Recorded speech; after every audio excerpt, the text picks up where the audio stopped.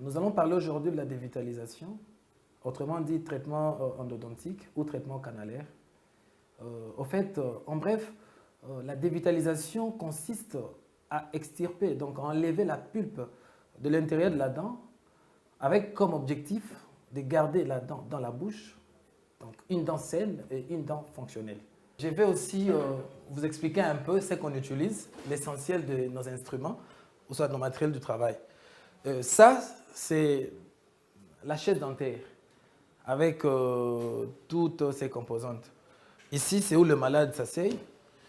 Et là, nous avons la lampe qui nous sert de pouvoir polymériser le composite. Et ça, c'est la lampe cialytique. Ça nous permet de voir dans la bouche du malade. C'est juste pour l'éclairage, disons. Ça, c'est unit avec des handpieces qui sont là, qui nous servent de toujours utiliser. Voilà un peu. De l'autre côté, il y a les compresseurs parce que tous ces instruments qui sont là ne fonctionnent pas avec l'électricité. C'est plutôt avec de l'air comprimé. Et c'est le compresseur qui nous fournit de l'air comprimé qu'on utilise, avec lequel nous utilisons. Donc voilà un peu, en bref, ce qu'on utilise. Ça, c'est comme notre salle d'op. Donc nous utilisons ça pour soigner nos malades. Et aujourd'hui, j'aimerais un peu qu'on puisse partager, comme vous l'avez dit, sur la dévitalisation ou le traitement endodontique. Voilà. Pour mieux comprendre ces traitements, il faudrait d'abord qu'on comprenne réellement le rôle d'abord de la dent. Voilà. La dent, quand elle est dans la bouche, ce n'est pas par hasard. C'est en train de jouer un rôle dans la bouche. Alors, lorsqu'on sait le rôle de la dent, on saura exactement la quintessence, donc soit l'importance de ces traitements.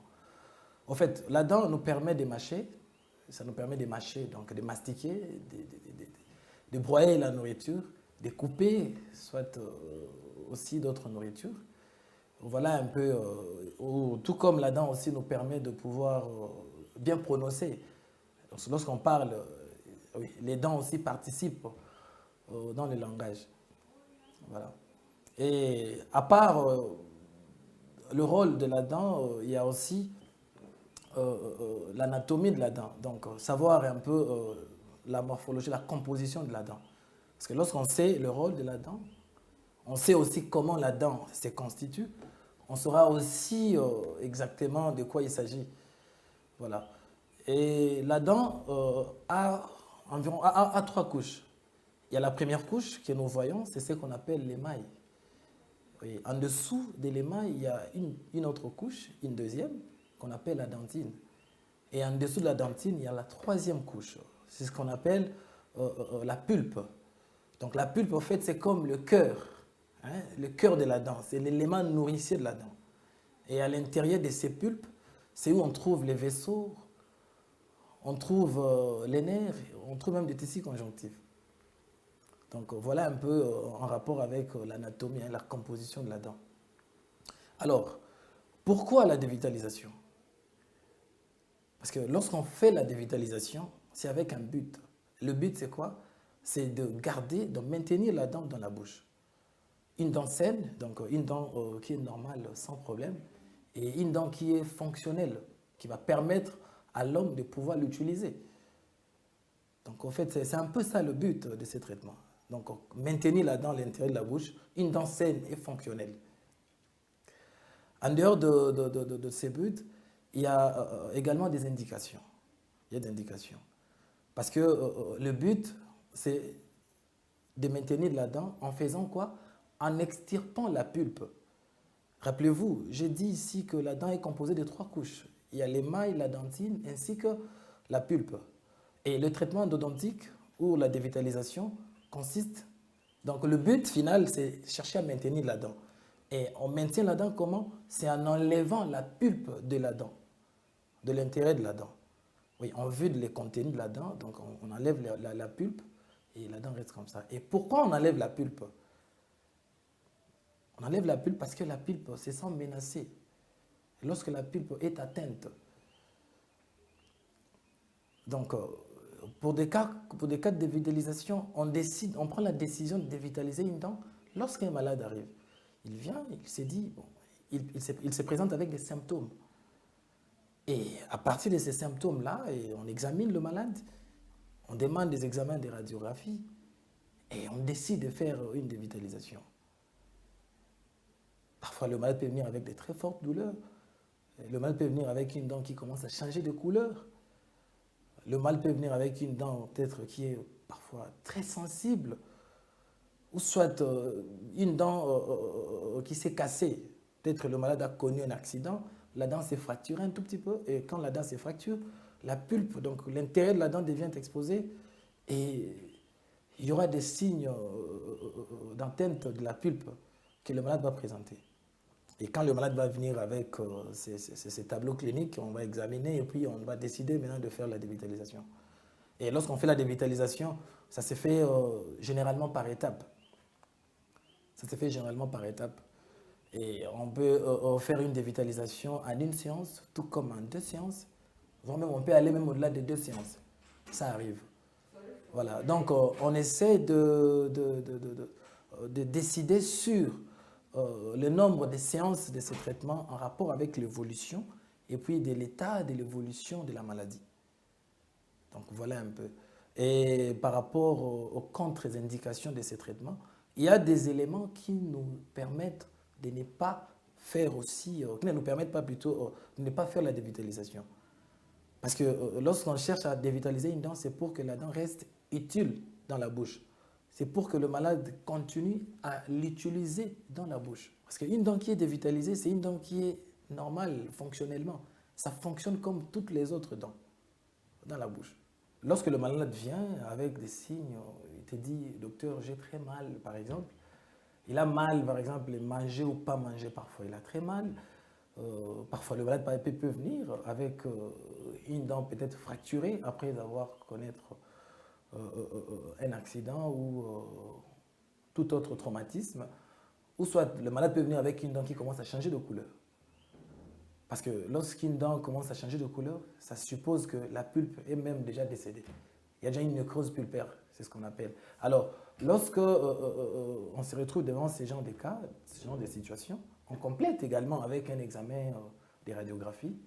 On prend la radio rétroalvéolaire et ça nous confirme, donc ça nous oriente aussi dans la démarche diagnostique.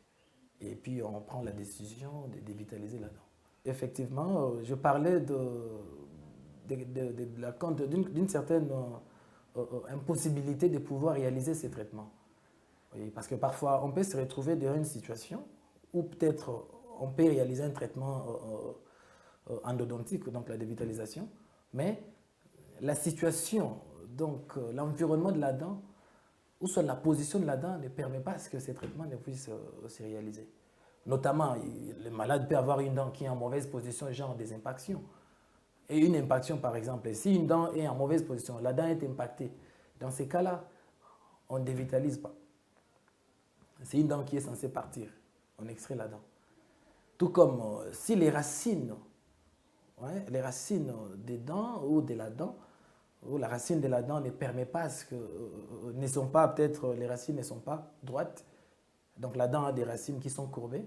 Dans ces cas-là, on ne dévitalise pas aussi, on extrait la dent. Si par exemple la dent, tout autour de la dent aussi ça compte, la gencive ne couvre pas assez la racine de la dent, et que la racine de la dent est dehors, et la dent n'est pas fixe, la dent essaie un peu de bouger. Et dans ces cas-là, on ne dévitalise pas aussi, on préfère extraire la dent. Donc en fait, il y a aussi quelques contre-indications, quelques raisons qui nous poussent parfois à ne pas aussi réaliser ces traitements. Voilà un peu. Et puis on doit être sûr que la dent qu'on est en train de soigner, qu'on est en train de sauver, va servir. Donc on doit fonctionner correctement comme les autres dents dans la bouche. Donc la dent est censée être utile. Ça ne doit pas rester juste pour rester dans la bouche. Ça doit rester pour que ça serve de quelque chose. Parce que lorsqu'on réalise un traitement canalaire, donc la dévitalisation, c'est avec ce but-là.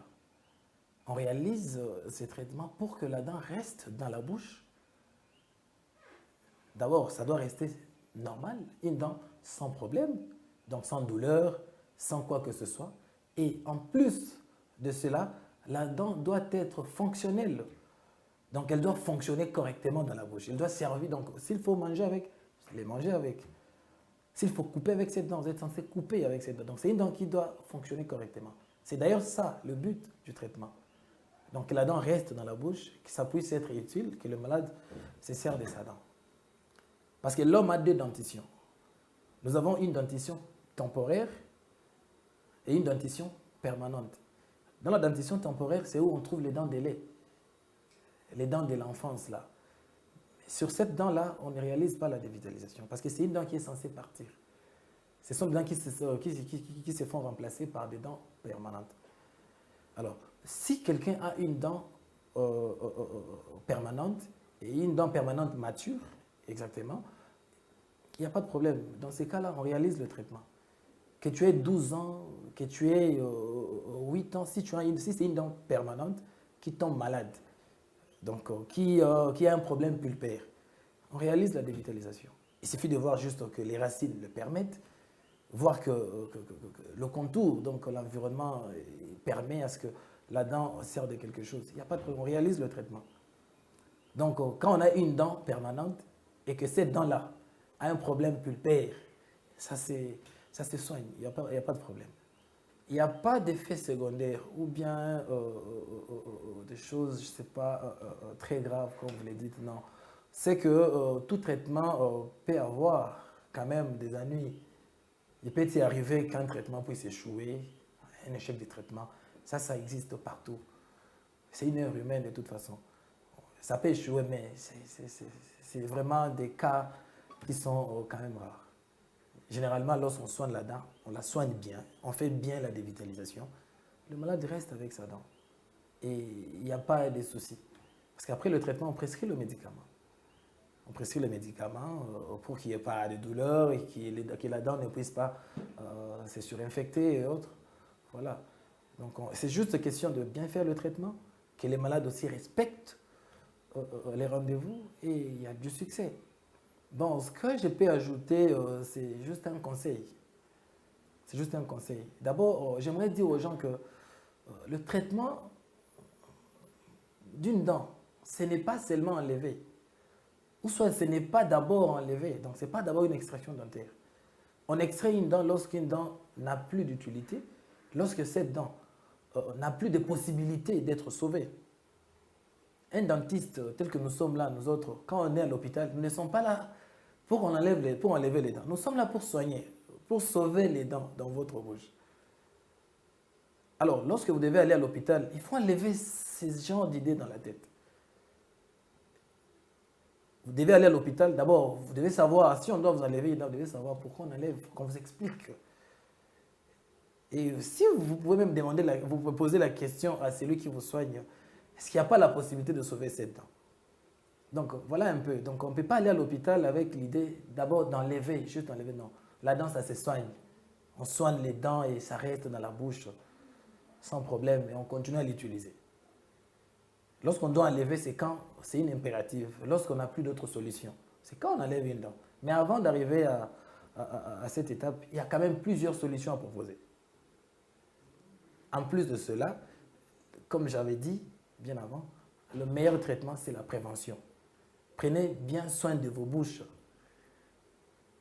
Vous brossez régulièrement et bien, parce qu'il y a aussi la méthode de brossage qui compte. Vous brossez bien vos dents, minimum 2 fois par jour. Le matin, après avoir pris votre petit déjeuner, et le soir avant de dormir. Après 6 mois, vous allez à l'hôpital. Vous allez voir votre dentiste. Il va faire un check-up, un contrôle général. Et à la fin, il va même nettoyer votre bouche. On vous nettoie très bien la bouche et puis vous allez garder une bouche qui est saine et, et des dents qui seront en bonne santé. Voilà un peu. Parce que lorsque vous restez à la maison, vous restez à la maison, vous restez à la maison, il y a un problème qui avait déjà commencé avant. Et ça continue, ça continue. Les jours que ça va commencer peut-être à vous déranger ou à vous faire mal, c'est peut-être trop tard. Et ça va vous coûter peut-être encore en termes d'économie. Oui, parce que lorsque le problème est encore petit, on paye moins. Et quand ça avance, on paye plus. Voilà un peu ce que je voulais dire, ce que je pouvais donner comme conseil à ceux qui vont nous suivre. Donc, voilà un peu.